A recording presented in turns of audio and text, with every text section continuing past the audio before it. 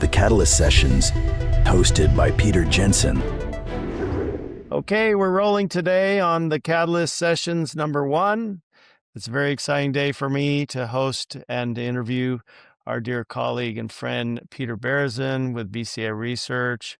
Peter, we just love to hear a quick intro of yourself, and then we have some really easy questions, important questions to get the conversation rolling, and then we'll hopefully have some time left over to really have some good open discussion about your thoughts on the whole matter. So great to meet you again, and please give us your intro.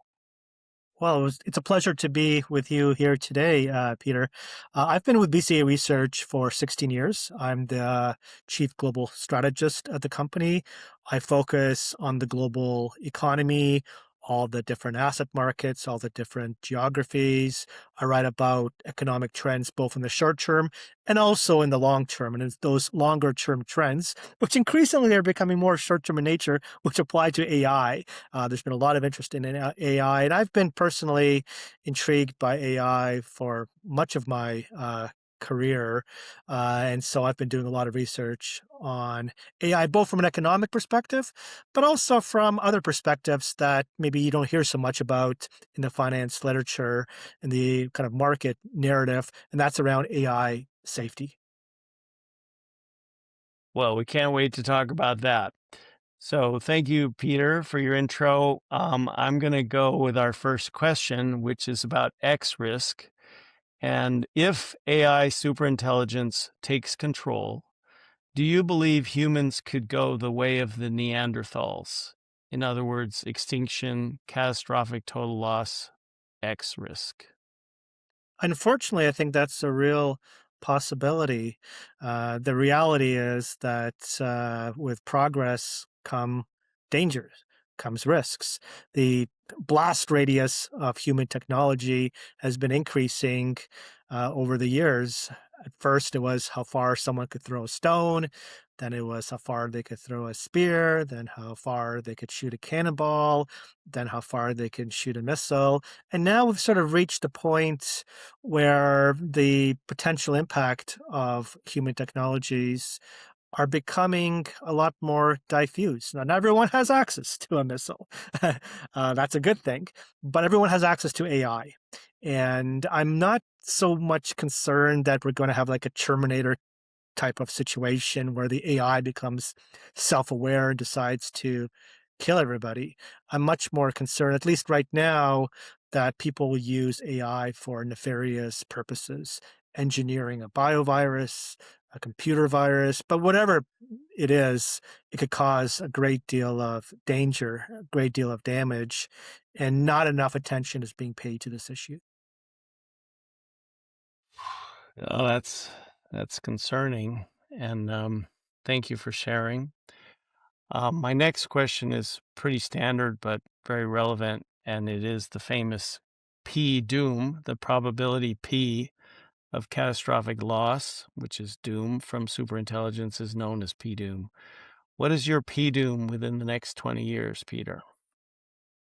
I think within the next 20 years, it's probably around 20% or so.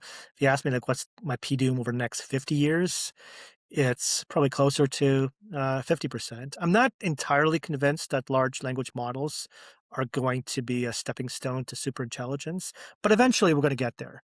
And when we get there, we're going to have a lot of problems because, as we've already discovered, it's very difficult to train an AI system in a way that eliminates the sort of risks that could come back to haunt us. And the reason has to do with this notion of instrumental convergence. If you ask an AI to do something, then ultimately the AI will have to generate the resources with which to fulfill your request. That means accumulating more power, it means accumulating more compute, it means accumulating maybe more money.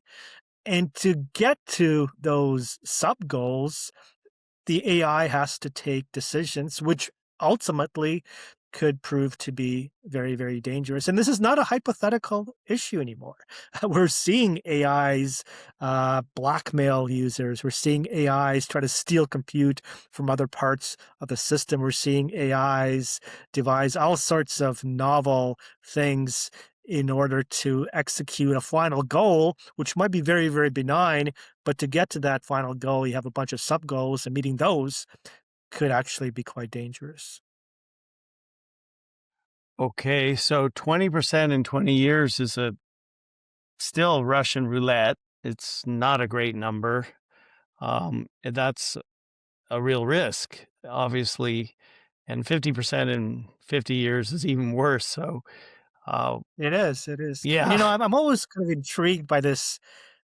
Maybe I'm the only one who kind of thinks of this, but I think it's a bit odd that we're having this conversation at the dawn of the AI age. Like, why aren't we having it thousands of years in the future? I'm going to be a lot of people hopefully around then, or maybe not, right? It's a bit like if you have an urn of balls in front of you and you don't know if there's like 10 balls numbered 1 through 10, or there's a million balls numbered 1 through a million, but you pull a ball out and you see that it's 7. And you have to say, well, is this the small urn or is this the big urn? Well, you could say, well, there's a number 7 in both urns, but that would be like a bad conclusion from a Bayesian perspective. You're much more likely to be sampling that ball from that small urn. Maybe the reason we're not having this conversation in the distant future is because there aren't going to be a lot of observers, a lot of people around in the distant future because of technologies like AI. So we need to improve the safety, and we need to do it now. Well, I couldn't agree with you more. As a grandfather, I have a little girl who's got her whole life ahead of her, 3 grandchildren. And, she's less than a year. So hopefully she has 100 years ahead of her. And we need, on our watch, we're the adults who have to be sure that the next generation has a great future. So if we can get through this 20 years, this generation, hand off to the next safely, and it'd be really a tremendous achievement. Maybe 1,000 years from now, like I think it was Ostrom. He said, "Well, they might actually say this is the one thing we got right. So let's get it right." That's a great way to move on to the next question. Just keep the ball rolling. So, about governments, will government regulations come in time to mitigate X risk from superintelligence?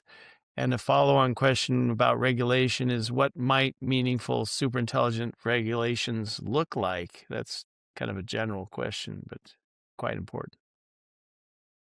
Yeah. I mean, I'm all in favor of AI. I mean, we talk about the X risk from AI, but the reality is that we're all going to die one way or another. AI probably offers our best hope of expanding lifespans beyond what humans are currently capable of. So I'm all in favor of pursuing AI for beneficial purposes. But like any technology, nuclear being a good example, there are good applications and there are bad applications. And so what needs to be done is that we need to take seriously how to circumvent the dangers around the bad applications of AI so that we could fully harness the good applications. And I don't think it's enough just to let the tech companies do it themselves. I mean, I think we're naive if we think that the tech companies are going to be able to regulate themselves. They've shown no evidence of doing that. What we need are independent players. Like, I'm in the finance industry, so if you're a company that wants to issue a bond, what do you need to do? Well, one of the things you need to do is get like a credit rating agency such as Moody's, S&P, Fitch to rate your bond so that you can bring it to the market. We need the equivalent for AI safety. We need the equivalent of companies that are independent, that can audit the safety protocols of the large tech companies. And yes, that might slow down progress, but ultimately will reduce that X risk that we were just talking about. Well, that's a fantastic way to explain it. It would be easy for anybody in the finance industry to understand. So thanks for that, Peter. I believe that's a really good answer. Obviously, I'll move on to the next question in a second, but I'll just say the tech companies are lobbying about $1 million a day to stop that from happening, which is unfortunate. And so based on that, you think we're actually going to get those regulations if we were to speculate? So my best bet is what will happen is that we'll have some sort of a safety incident. Hopefully nothing too dramatic, but enough that generates a liability for the AI companies, and the AI companies then turn around and say, okay, wait a second. This is actually a financial problem for us if people start to use AI in a way that creates problems, because governments will then have an even greater incentive to regulate us. And perhaps even more importantly, we're going to get sued. We don't want to get sued. So it's a bit like, the auto companies. They're initially, they were very reluctant to introduce airbags and seat belts. But ultimately they did. And now they'd never get rid of them because, if they don't have those safety systems in place, they're more likely to face a liability down the road. So it has to be, I think, the same with AI companies. Unfortunately, it could mean that we have sort of some issues, some problems, some safety concerns that hit us in the face. But it's much better that it happened now than happened 10 years from now, when those safety problems are going to be a lot worse. Well, of course, Chernobyl was bad for the nuclear power industry. Not that many people died. A lot of people suffered, and a fair amount of people died, but not millions. But it was bad for business. So it would seem to make sense that the industry would support, and like they said 2 years ago, regulate us, please, and now don't regulate us, please. So it's a bit difficult to accept. But anyway, thanks for that. I'm going to jump to the next question because I think that's a good answer. Appreciate that a lot. Now this is something that's a lot of people have talked about regarding the AI bubble. Is the so-called AI bubble a real risk, or maybe it's an opportunity just an opportunity? What do you think? So I'm of the view that AI will be transformative. That doesn't necessarily mean that the companies that are currently building data centers are going to make a lot of money from the endeavor. And I think a good example is actually what happened with the internet. Like over the last 25 years, the amount of data transmitted over the internet has grown at an annualized rate of 42%, a cumulative increase of 500,000%. Now, had you known that in 2000, you probably would have said, well, okay, Cisco needs to be worth even more than it was worth back then. Of course, back then it was the world's most valuable companies. But something interesting happened. Even though data grew at this phenomenal clip, the amount of money spent on internet infrastructure actually went down. Like last year, if you look at the combined capital spending of all the telecom companies in the US, Verizon, AT&T, Comcast, T-Mobile, all these players, it was $71 billion. When you compare that to the $600 billion that OpenAI by itself, one company, is planning on spending over the next 5 years. So we could discover that we have an AI world without the need of trillions of dollars in AI capex, in which case there is a bubble. That the bubble doesn't mean that AI will prove to be useless. It just means that it'll be more difficult to monetize than what a lot of people are currently thinking. Well, I, of course, do recall a report you put out a while back called the non-first mover advantage, which maybe is a part of this discussion. Do you want to talk about that briefly? Yeah, and I think this actually is an important issue around AI safety, because the reason you often hear from AI companies that they're investing so heavily, they're investing so quickly, they don't have time to think about safety, is because they want to be the first mover. They want to be the first one to dominate the AI field. That's not necessarily the right approach. Forget about the safety issue. That's of course, paramount. But even if you're not concerned about safety, it's not at all clear that investing rapidly is the secret to success in AI, because in many respects, AI doesn't benefit from first mover advantage. Typically, first mover advantage is really, really important when you can take avail of what economists call network externalities. So social media is a good example. People use Instagram because others use Instagram. People use YouTube because other people use YouTube. So having something like Instagram or YouTube being the first to introduce a service like that certainly is very, very important.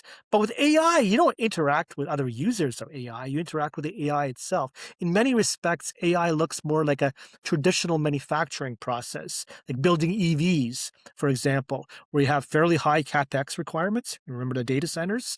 You've got a fairly commoditized product, like these large language models are all kind of similar. You don't really have a lot of first mover advantage there. And as Tesla has learned from China, being first to the market doesn't mean you're necessarily going to succeed in that market. So I think what the AI companies should do is sort of pull back and say, listen, we don't need to be first, but we want to have the best product. Let's take our time. And if it takes us a little bit longer than our competitors to get a good, safe product, we'll still end up further ahead in the long term. I love that. Thank you for that, Peter. It makes a ton of sense. It really does. Let's just move on briefly now. We're halfway through our questions to safe AI. So if following on what you just mentioned, if I was an investor of any size, big or small, and I wanted to invest in responsible safe AI corporate practice rather than in the problem, how can I spot true safe AI commitment versus marketing nonsense? Just love to hear your thoughts about that question. I mean, it's a good question. And I think what it needs, what sort of safe AI needs is the ability of either external auditors to monitor the safety protocols of an AI or to have really rigorous internal controls in place where someone within the company can actually pause development if they feel that safety standards are not being honored. And that means if there is a safety incident, it needs to be publicized. Same with autos or airplanes. If there's a safety incident, it gets revealed and we learn from it. So the more secrecy you have, I think the worse the outcome will be with respect to AI safety. So if a company is having more disclosure, annual report, whatever transparency they offer, that would have been a preferred move or bet, possibly? The more transparent they are, I think maybe? transparency is also, I think transparency is important. I think also companies that actually welcome regulation uh, are companies that probably care a bit more about safety. Because the good thing about regulation is that if you welcome regulation and you have good regulation, then you can then say, listen, we did everything that we were supposed to do legally. Some bad things happened, but we tried our best and the regulators were scrutinizing us.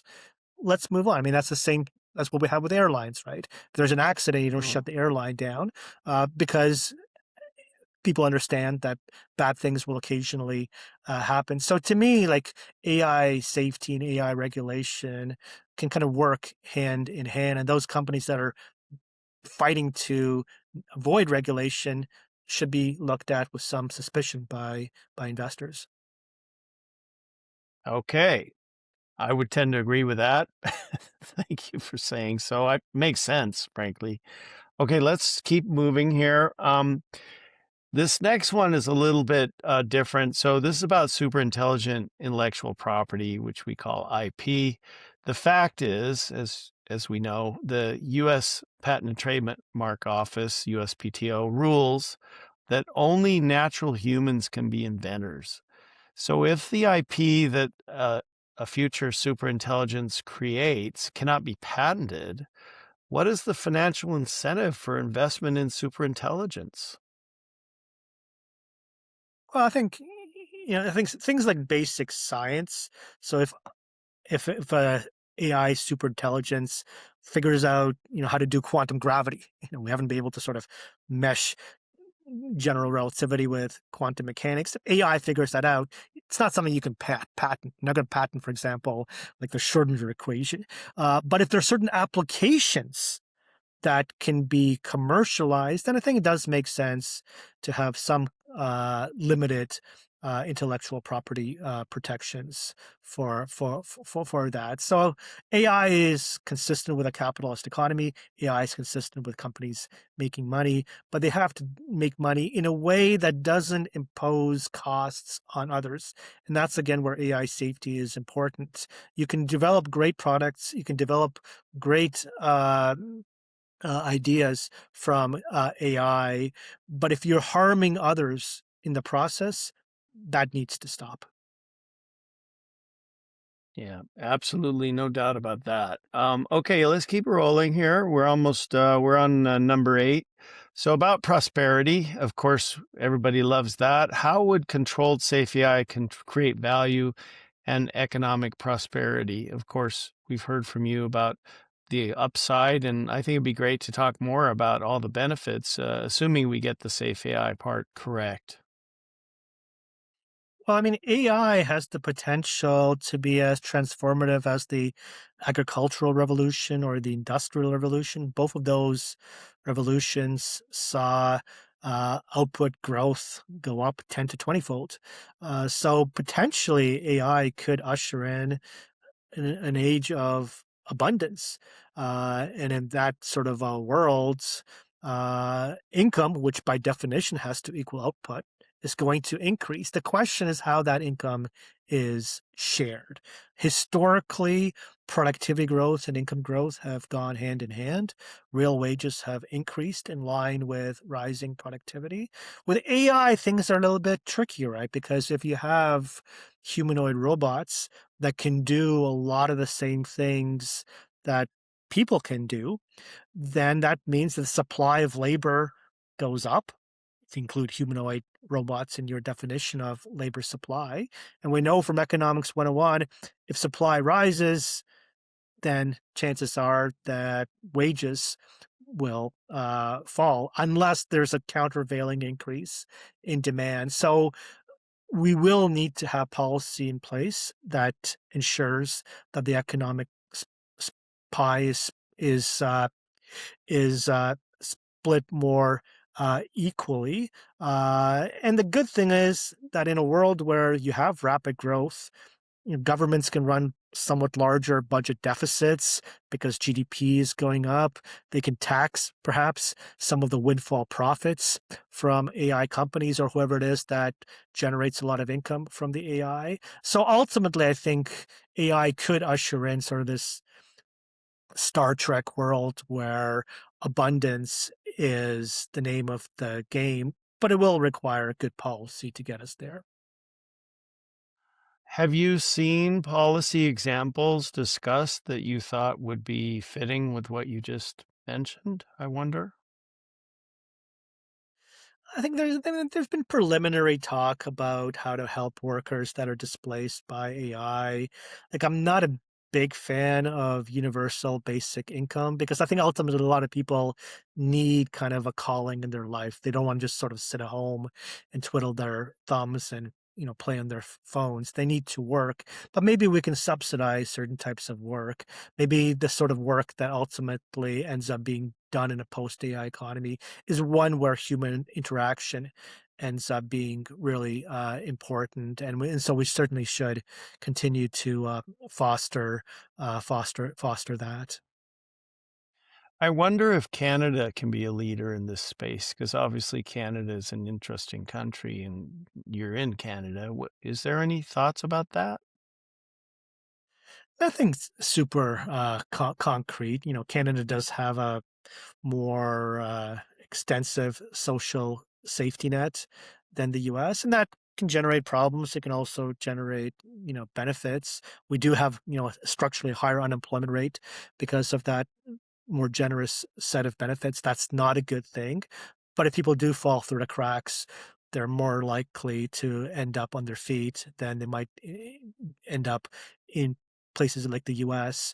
But certainly, I think this is going to be kind of a global effort because AI, even if it is right now being primarily developed in just a handful of countries, such as the US and China, it's going to affect everyone globally. And indeed, if you look at places like Canada, places like Europe, which aren't really at the center of AI development, they're going to benefit from AI just as much as everyone else. In fact, the internet, again, is kind of a good example.